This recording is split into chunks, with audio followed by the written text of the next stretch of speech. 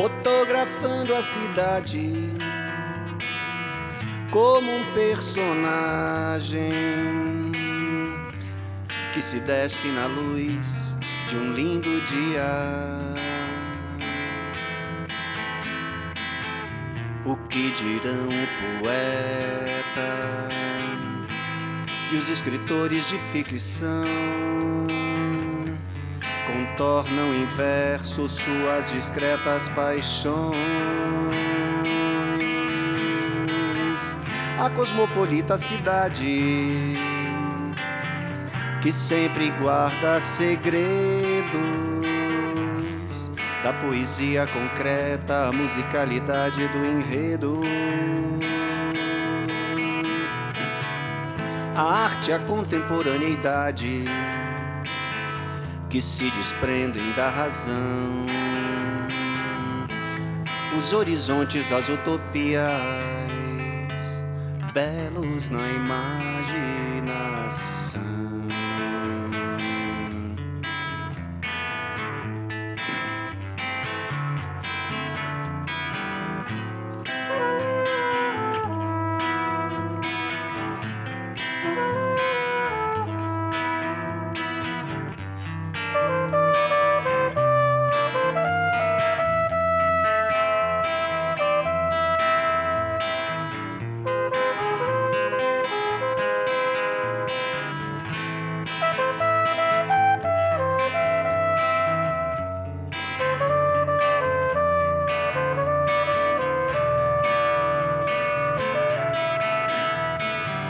A cosmopolita cidade que sempre guarda segredos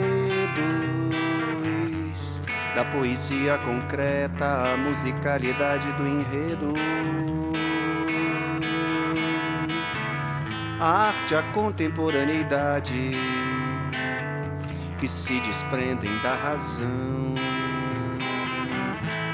os horizontes, as utopias, belos na imaginação.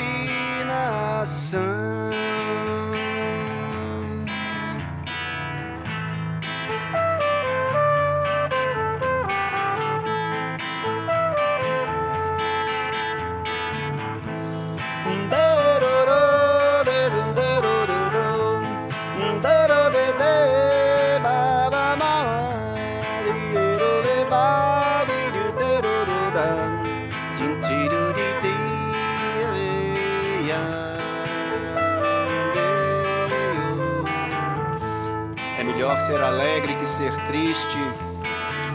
Alegria é a melhor coisa que existe.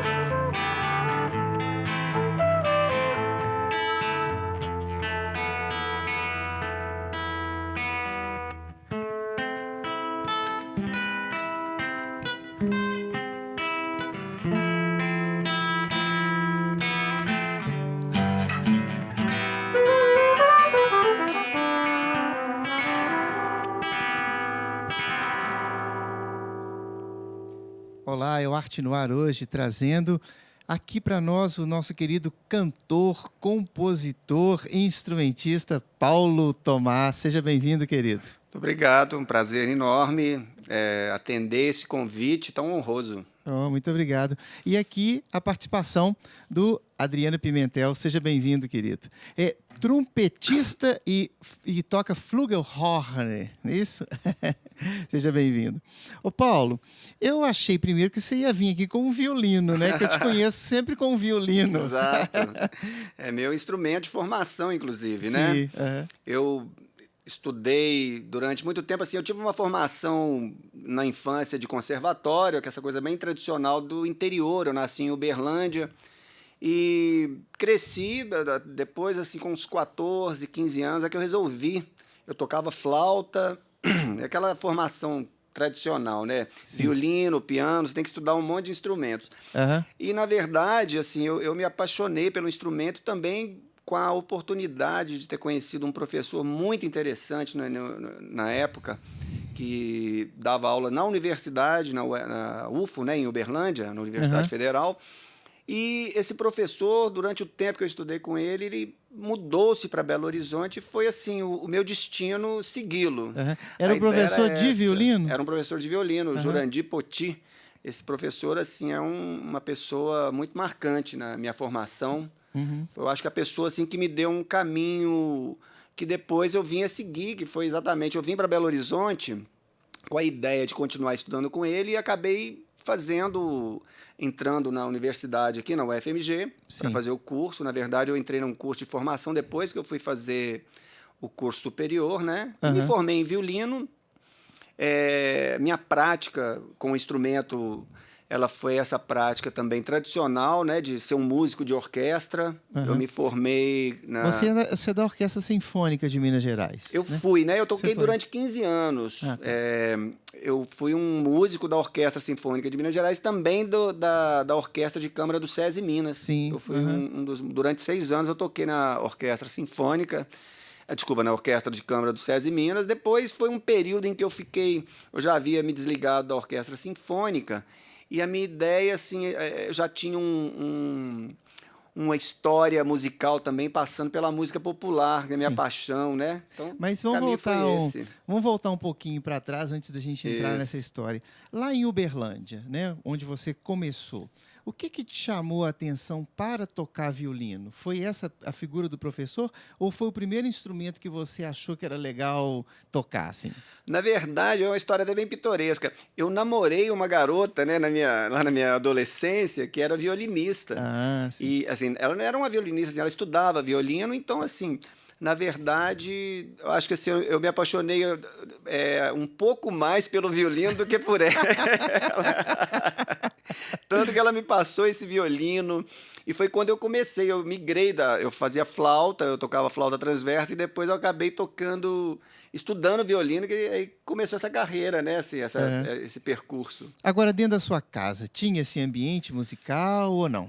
Não, você sabe que, engraçado, assim, um pouco da minha história, assim, eu fui ver a minha avó, eu sou neto de libaneses, sírios, assim, eu soube que uma bisavó minha, assim, era acordeonista e tal, mas eu não tinha esse ambiente, assim, tão integrado com pessoas, né? Não tem uma história de um músico na família, assim, diretamente. Mas eu tive um irmão, meu irmão mais velho, a gente tem muito dessa relação, né, de projetar um pouco no irmão mais velho, né? Escutava muita música e, assim, eu tinha uma coisa com os ouvidos mesmo, tanto que eu acho que ele foi uma pessoa que influenciou muito minha formação, né, de escutar música. De prestar atenção. Eu me lembro né? que ele era assinante daquela revista Pop, né, nos anos 70. Sim.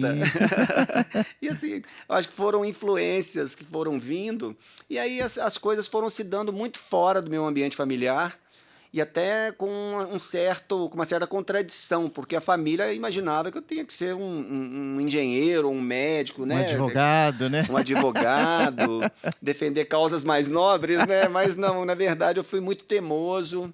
Até a minha vinda para Belo Horizonte, assim, ela se dá assim, fazendo uma ruptura mesmo com laços familiares, assim, com uma coisa meio teimosa. Assim, eu falei, olha, eu quero isso e eu vou atrás disso. Maravilha.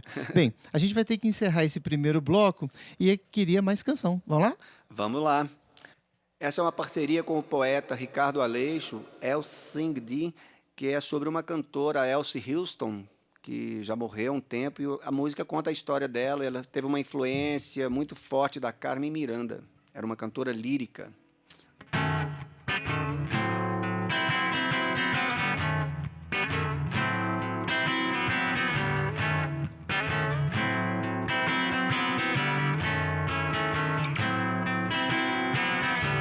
Elsie Houston morre no fim. Pílulas para dormir, mas a voz dela escapa do corpo sem vida dela na forma de um som de cor tão clara, escura e rara. O Irapuru no breu do jangal ou sereia no fundo do mar, cantando só para ninguém ouvir, que ouvi-la agora será percorrer com ela uma longa trilha ao revés. E de revés fezes até a garganta da qual daquele 20 de 2 de 1943 ela escapará.